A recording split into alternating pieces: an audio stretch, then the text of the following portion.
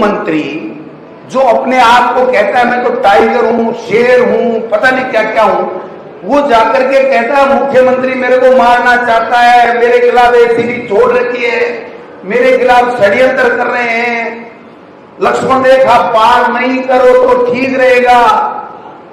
भाई ये कौन सी भाषा है भाई? आप तो बुढ़ापे में जाके पूरे ही एक्सपोज हो गए, आप तो पूरे ही नंगे हो गए। आपको ये कहना चाहिए कि मुख्यमंत्री जी ये बहुत बड़ा घपला है, किसानों के साथ में लूट हुई है और ये जो बीज और खाद के जो बेईमान लोग हैं उनको वापस, मेरे अधिकारी और कर्मचारी मेरे विभाग में ऐसे लोग बैठे हैं जो इनको पैसे देके पैसे दे रहे हैं और नकली खाद और बीज से किसान का भविष्य बर्बाद कर रहे हैं। इनकी विस्तृत जांच कराई जाए और ईडी से भी कराई जाए। मैं सैल्यूट मारूंगा उस दिन जिस दिन ईडी के लिए किरोड़ी लाल जी शक्ति ले। तो मैं यार बड़ा जोरदार आदमी है, मतलब इतनी सी बात नहीं, तो फिर तो आप क्या लड़ाई लड़ोगे बताओ? आप मुख्यमंत्री को और सरकार को चैलेंज कर रहे हो कि लक्ष्मण रेखा मत लांघो और अकेले जाकर के डीजी से मिल रहे हो, एसीबी के डीजी से। अरे जांचें तो कांग्रेस के कार्यकर्ताओं में भी आप लोग करवा रहे हो, हमारी भी करवाई, हमारी भी करवा रहे हो, इनकी भी करवा रहे हो, हम तो कभी नहीं गए। और एक दिन आंजना जी के साथ गए थे तो 10 लोग साथ में गए थे, आपकी तरह अकेले जाकर के पैरों में नहीं पड़े कि मेरे को बचा लेना, मेरे को बचा लेना, मेरे को बचा लेना।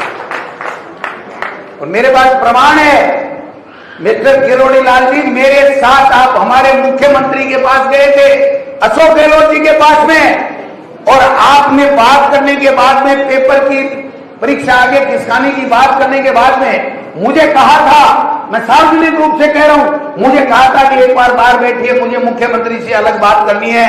और 15 मिनट बाद में जब मुख्यमंत्री अशोक गहलोत जी निकले तो मुझे कहा इसको क्यों लाए थे मेरे पास? मैंने कहा क्या हो गया? बोले पैरों में बैठ गया कि मेरे से मुग्ध में हटा दीजिए, मेरे ऊपर मुग्ध में हटा दीजिए। और वो आदमी जो अशोक गहलोत के पैरों में पढ़ करके रोने लग गया था कि मेरे से मुग्ध में हटा लो, वो आदमी आज हम पे अंगुलियां उठा रहा है। शर्म आनी चाहिए।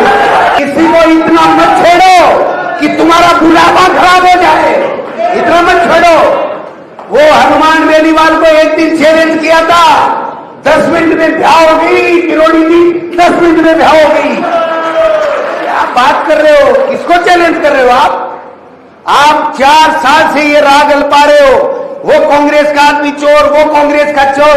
अरे समय आ गया तुम्हारा, उत्तर भी का मेरी बारी, अब तो जांच तुम्हारी होनी चाहिए। हमारी किस बात की जांच करा रहे हो? ये 2.5 साल जांचें करा लेते, पकोड़े तल के खा रहे हो। शर्म आनी चाहिए तुम लोगों को, सरकार में बैठे हो। और थोड़ी बहुत भी नैतिकता है ना तो किरोड़ी लाल जी जो इस्तीफा करो, दोनों सरकार से हाथ, पता लग जाएगा आपका। ऐसे नहीं होता, किसी के बच्चों पे हाथ डाल दो, किसी के बच्चों को बदनाम कर दो और कहता मेरे को 3 दिन से नींद नहीं आ रही है। आप दूसरों पे आरोप लगाते हो तब तो आप मस्त हाथी की तरह सोते हो, और खुद में जब आंच आती है तो आपको नींद नहीं आती है। ये दोहरा चरित्र कब तक चलेगा, मैं पूछना चाहता हूं। सवाल ही है, ऐसे वो नहीं चलता नहीं है। मैंने पहले भी कहा था विधानसभा में कि गोविंद डोटासरा कच्चा घोड़ा नहीं है कि खा जाओगे। मैं राजनीति सोच से करता हूं और मैं भी उस खानदान से आता हूं जहां डरने का नाम नहीं है, उस पार्टी से आता हूं जहां राहुल गांधी डरो नहीं का स्लोगन देते हैं। इसलिए अभी प्रताप जी ने कहा, मैं धन्यवाद देना चाहता हूं। मैं कहता हूं हमारे तमाम नेताओं को इनके भ्रष्टाचार के ऊपर बोलना चाहिए। क्यों नहीं बोलते भ्रष्टाचार के ऊपर? एक बीजेपी के मंत्री ने किरोड़ी लाल मीणा मंत्री के पक्ष में अगर कोई बयान दिया हो तो मुझे बता दो। एक मंत्री ने। क्या है ये? सब जानते कौन कितना पानी में है। इसलिए ऐसा नहीं है कि आप भी राजा हरिश्चंद्र हो, सबके जमीर है, सबके परिवार है, सबके इज्जत है, सबके आबरू है। अगर दूसरे के ऊपर आप नाजायज झूठे लांछन लगाओगे तो खुद के ऊपर लगे हुए सच्चे आरोपों का जवाब भी आपको जनता के सामने देना पड़ेगा।